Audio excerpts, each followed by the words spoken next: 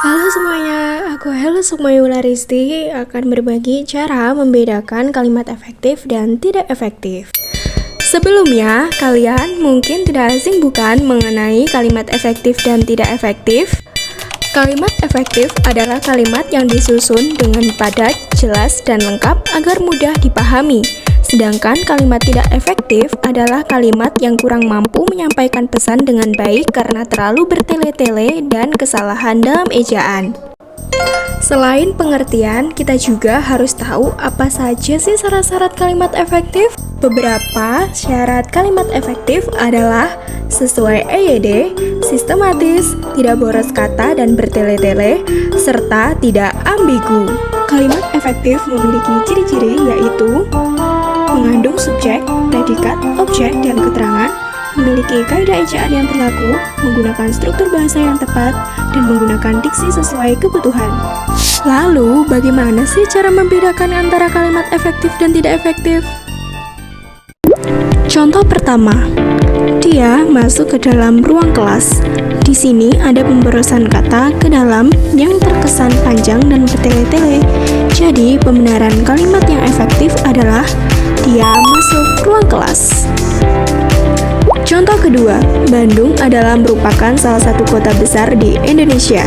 Bisa kita lihat, kata adalah dan merupakan itu salah satu kata yang mubasir yang seharusnya tidak digunakan dalam satu kalimat. Boleh dipilih salah satu saja, adalah atau merupakan. Jadi, kalimat efektifnya Bandung adalah salah satu kota besar di Indonesia atau Bandung merupakan salah satu kota besar di Indonesia. Contoh ketiga, demi untuk anaknya, Bu Ani rela bekerja seharian. Kata untuk di sini sebenarnya tidak mengubah makna. Jadi, meskipun dihilangkan, maknanya tetap sama, maka bisa kita hilangkan saja.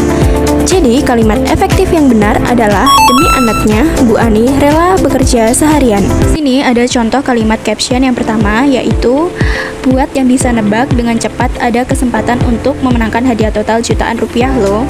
Nah, pembenaran kalimat efektif di sini adalah untuk yang menebak tepat ada kesempatan memenangkan hadiah jutaan rupiah. Pada kalimat pertama, kata buat yang bisa nebak dengan tepat bisa dipersingkat atau kita ubah dengan kalimat untuk yang menebak tepat. Dan pada kalimat setelah tanda koma, yaitu kata untuk, tidak merubah makna dari kalimatnya, maka bisa kita hilangkan saja. Dan kata lo, yaitu pada baris terakhir di sini, cuma bersifat imbuhan supaya terkesan menarik dan menekankan pada kalimat sebelumnya.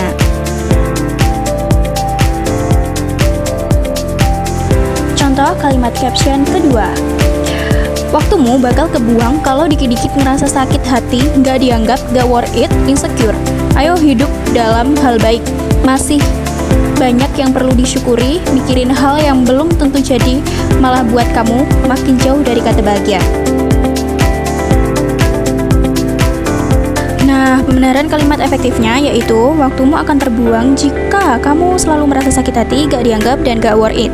Ayo hidup dengan rasa syukur, mikirin hal yang belum tentu terjadi buat kamu jauh dari kata bahagia. Di sini ada kalimat yang tidak efektif yaitu kalimat pertama, waktumu bakal kebuang kalau dikit-dikit ngerasa sakit hati, gak dianggap, gak worth it, insecure. Nah, bisa kita persingkat dengan kalimat waktumu akan terbuang jika kamu selalu merasa sakit hati, gak dianggap, dan gak worth it. Ada pemborosan kata bakal kebuang dan kata kalau dikit-dikit, yang dimana bisa kita ganti dengan kata terbuang dan kata selalu. Kemudian kalimat baris kedua, kata ayo dan kata dalam hal baik. Di sini mubazir dan bisa kita ganti dengan kalimat ayo hidup dengan rasa syukur. Selanjutnya, kalimat ketiga, kata malah dan makin tidak merubah makna dari kalimat tersebut, maka bisa dihilangkan saja dan menjadi kalimat mikirin hal yang belum tentu terjadi buat kamu jauh dari kata bahagia.